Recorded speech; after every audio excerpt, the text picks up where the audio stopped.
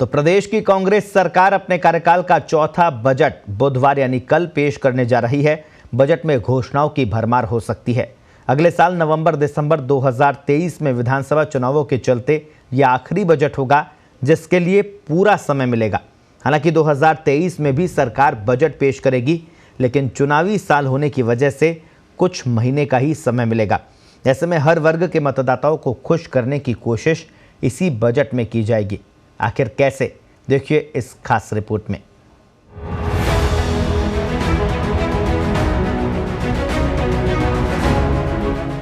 पंद्रहवीं विधानसभा के चल रहे बजट सत्र में मुख्यमंत्री अशोक गहलोत बुधवार को उम्मीदों का बजट पेश करेंगे। गहलोत सरकार अपना चौथा बजट पेश करेगी। चौथे बजट को सरकार का काफी अहम बजट माना जाता है। इसलिए कहा जा रहा है कि सरकार चौथे बजट के जरिए बम्पर घोषणाएं और वादों का पिटारा खोलेगी, जिससे 2 साल बाद होने वाले विधानसभा चुनाव में सभी वर्गों को साधा जा सके। माना जा रहा है कि इस बजट के जरिए सरकार कई वर्गों को साधने की कोशिश करेगी।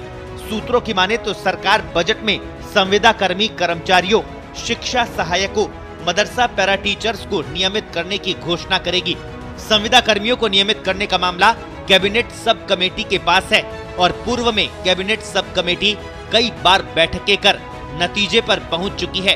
वहीं मदरसा पैरा टीचर्स को नियमित करने का वादा कांग्रेस के चुनावी घोषणा पत्र में भी है।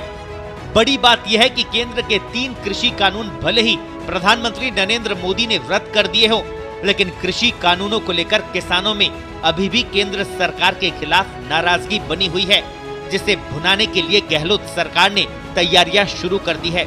इसके लिए बाकायदा विधानसभा के बजट सत्र में पहली बार किसानों के लिए अलग से बजट घोषणा की जाएगी, जिसमें साल 2023 में होने वाले विधानसभा और 2024 में होने वाले लोकसभा चुनावों को ध्यान में रखते हुए लोक लुभावन वादे किसानों से किए जाएंगे।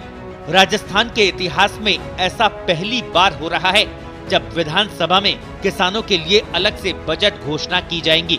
इसके लिए सरकार किसानों, पशुपालकों, डेयरी संघों के पदाधिकारियों और जनजातीय क्षेत्र के प्रतिनिधियों के साथ चर्चा कर उनकी मांगों को जान चुकी है।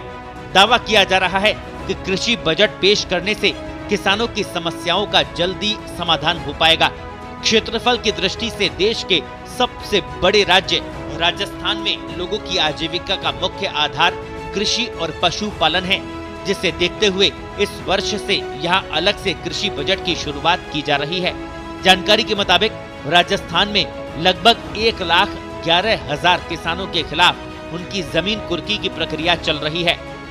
बैंकों ने बकायेदार किसानों को 9,000 नोटिस जारी किए हैं, जबकि 3 लाख से अधिक किसानों के 6,018 करोड़ के बकाये कर्ज को एनपीए घोषित कर दिया गया है।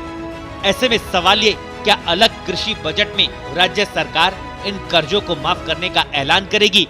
अब देखना यह है कि राजस्थान के 77 लाख किसान परिवारों के लिए बजट में क्या खास होता है। सरकार अपनी बजट घोषणा में पेट्रोल डीजल की दरों से वैट कम करने की भी घोषणा कर सकती है। पूर्व में विशेषज्ञों ने भी सरकार को सुझाव दिया है कि राज्य में पेट्रोल डीजल पर वैट अभी भी अन्य राज्यों के मुकाबले ज्यादा है।